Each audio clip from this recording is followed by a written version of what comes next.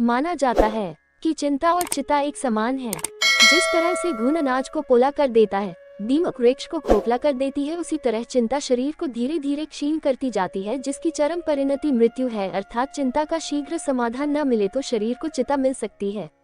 यहाँ सिर्फ चिंता और चिता का मेल सिर्फ कहावत के स्तर पर नहीं है, बल्कि ये दोनों शब्द सचमुच संबंधी भी हैं। चिता अर्थात दाह संस्कार के लिए चुनकर रखी गई लकड़ियों का ढेर। चिता बना है चित शब्द से, जिसका अर्थ है बीना हुआ, संग्रह किया हुआ, जमा किया हुआ, अंबार लगाया हुआ और जमाया हुआ आदि। इसी से बने हैं चुनना, चुनवाना जैसे शब्द। भवन निर्माण में ईंटों की चुनाई होती है, ये चुनाई भी इस चित से बना है। लोकतंत्र में राज्य व्यवस्था के लिए मत प्रणाली के जरिए जनप्रतिनिधि तय करने की प्रक्रिया को चुनाव कहते हैं। ये भी इसी मूल से निकला है।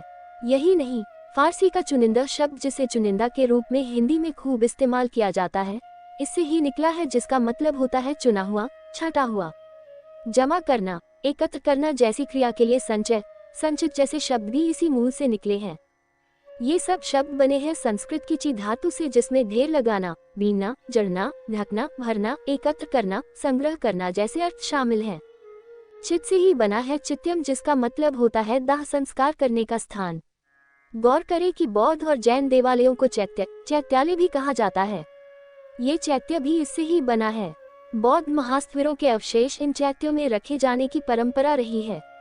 बाद में इन्हीं के इर्द गिर्द विहार भी बनते चले गए। चैत्य मूल रूप से समाधि या स्मारक ही रहे हैं, मगर बाद में देवालय के अर्थ में पहचाने जाने लगे। हिंदी का चित भी यही सारे अर्थ प्रकट करता है, जिसमें देखना, विचार करना, मनन करना भी शामिल है। आमतौर पर चिंता का मतलब फिक्र, ध्यान, परवाह आदि माना जाता है। ये बना है चिंत से, जिसके व्यापक अर्थ हैं, और इसी परिवार का शब्द है, जिसमें सोच, विचार, चिंतन, मनन आदि बातें शामिल है। चिंता और चिता का अर्थ समझते हैं। चिता मौत का फरमान है। चिंता जिंदे को जलाती है, चिता मुर्दे को जलाती है।